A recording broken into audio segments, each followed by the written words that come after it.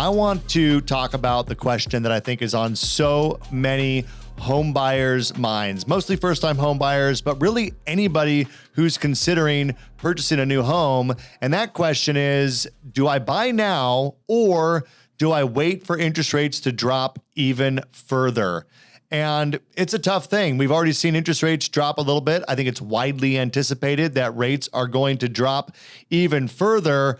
But I'm going to show you a couple slides where there is quite a bit of a divergence between what the market thinks might happen and what the Fed is saying, and really what market sentiment might be. So we're going to talk about that, and then we're going to answer that question: is now the right time to buy? Because I'm going to show you a slide that I think is going to blow you away. So the first thing I want to show is this slide here. All this really represents is the investor sentiment versus the economic sentiment. So, how's the market feeling versus how are investors feeling?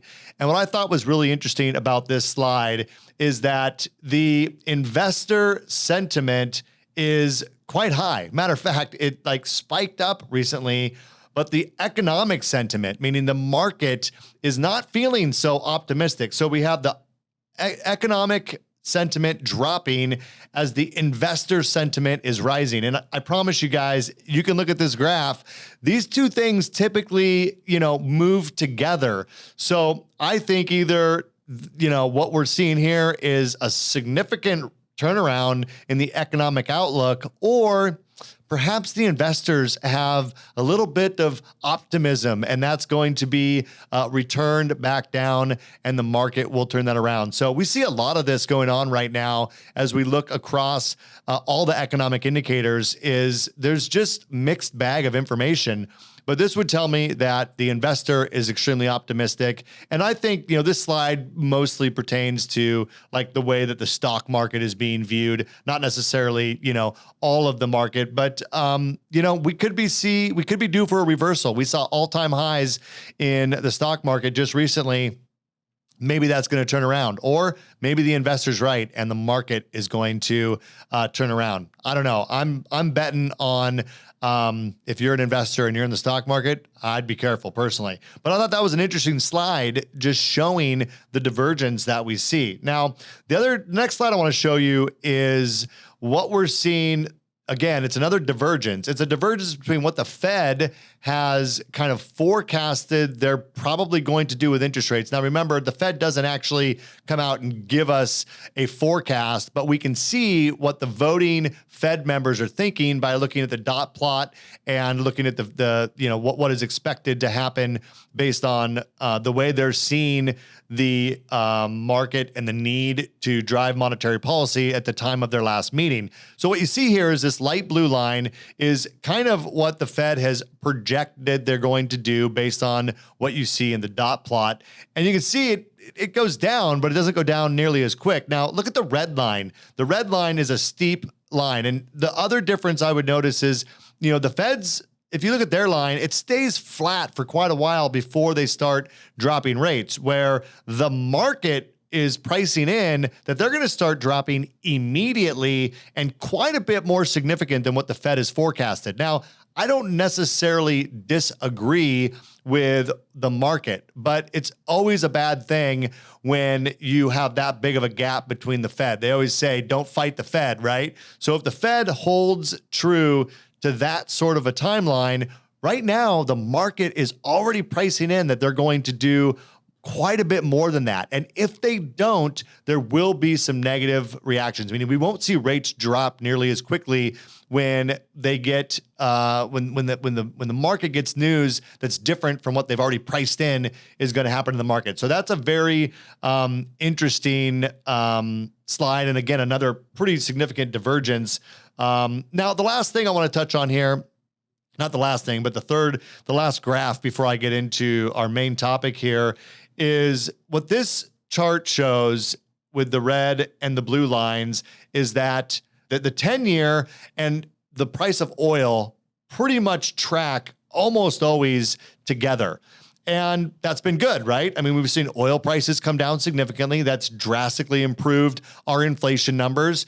And we've also seen the 10-year come down drastically. So the reason I show you this slide is because this is one market mover that could disrupt this kind of trajectory that we're on with interest rates. And that is if oil prices, for whatever reason, rebound and spike back up.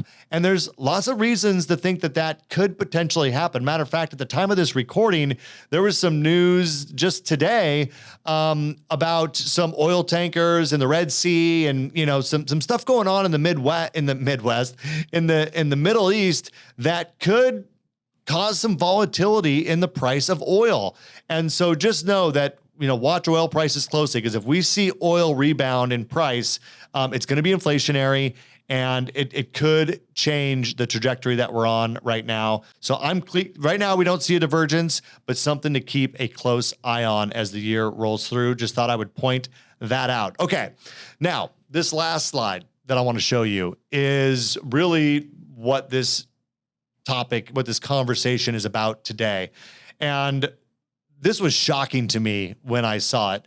But if you look at the caption across the top, and again, I took this from Dan Rawich. He puts out an awesome market update. And this was just one of many slides that he shared with us. But this one's interesting. It says, home prices surely must go down when interest rates rise, right? Well, look at this graph. So the blue line represents the Case-Shiller, which is essentially home prices in the US. And you can see that it did dip down a little bit. We've talked about this in 22. You saw it kind of dip down a little bit, and now it's back on the climb. But look at the red line. That's mortgage interest rates. That started at a very low 2.65%. Back in January of 2021 and, peaked out somewhere close to 8%. But during that time, home prices continued to rise steadily with just a slight dip in 2022. Matter of fact, home prices are up 32% since January of 21. Is that not a sobering number? So here's the scary part, is that if all logic would tell us that with increasing interest rates, we should see a drop in home prices because of affordability, because of a lack of, appetite to purchase homes, all of those things. Well, that's not what we saw. So the question is, when interest rates start coming down, what does this blue line do? And my guess is it only gets steeper and it only goes up more, telling us that even though interest rates may come down we know they'll come down some, but we don't know how much they're going to come down in 2024. And the question of, do I wait or do I purchase now? I think the answer to that is an easy one. I would purchase as soon as you can. Look, if you want to be a homeowner, which I strongly encourage you to do so for so many reasons that we've talked about on this podcast. But if you and your family want to be in a home at some point in the future, now's the time to start looking. The good news is, especially where we live up here in the Pacific Northwest, but I think it's like this around most of the country, is it's seasonal. Everyone knows that it gets more competitive as we get into the spring buying season. There's a reason why it has its own name. It's because everyone looks to buy homes in the spring. So here we are as we're in the second week of January. It might be time to take advantage of the decrease that we've already seen in interest rates. Remember, just because you get a house under contract doesn't mean you need to lock your rate in immediately. There still may be some improvement in interest rates from the time that you get pre-approved and out with your real estate agent to go start shopping for homes. You still might pick up on some of these improvements in interest rates, but I think that you're going to be very disappointed if you wait for interest rates to come down a little bit and you see what happens with home values. And really more than just the values, even though I think they're going to go parabolic, more so than that is the frustration when there's so many buyers looking to purchase too few homes. We go back to the times of having to waive your appraisal, waive home inspections, waive any contingencies whatsoever, right? You're competing against, people that are willing to make those concessions, people that are overbidding the home. So, you take, your spouse and your family and you view a home and you go, man, this would be the perfect home for our family, just to find out there's 5 other competing offers against it.